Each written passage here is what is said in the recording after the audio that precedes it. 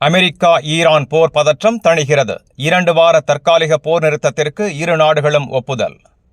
உலகையே அச்சுறுத்தி வந்த அமெரிக்கா ஈரான் மோதலில் முக்கிய திருப்பம் ஏற்பட்டுள்ளது.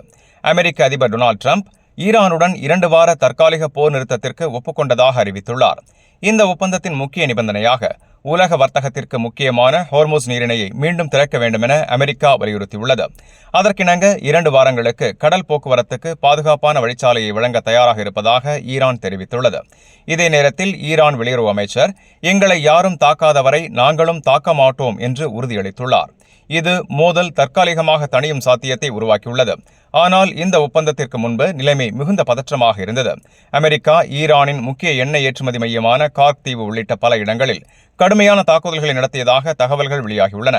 பல இராணுவ இலக்குகள் தாக்கப்பட்டதாகவும் கூறப்படுகிறது. மேலும் கடந்த வாரம் ஈராக்கில் கடத்தப்பட்ட அமெரிக்க பத்திரிகையாளர் ஷெல்லி கில்சன் விடுவிக்கப்படுவதாக ஈரான் ஆதரவு குழு அறிவித்துள்ளது. இதை அமெரிக்கா வரவேற்றுள்ளது. இந்நிலையில் மத்திய கிழக்கு முழுவதும் உயிரிழப்பு எண்ணிக்கை 3400 கடந்துள்ளது. இதில் ஆயிரக்கணக்கான பொதுமக்களும் உள்ளதாக மனித உரிமை அமைப்புகள் தெரிவிக்கின்றன. மொத்தத்தில் 2 வார போர் நிறுத்தம் நிலையான அமைதிக்கான வழியை திறக்குமா அல்லது மீண்டும் மோதல் வெடிக்குமா என்பதை உலக நாடுகள் கவனமாக கண்காணித்து வருகின்றன.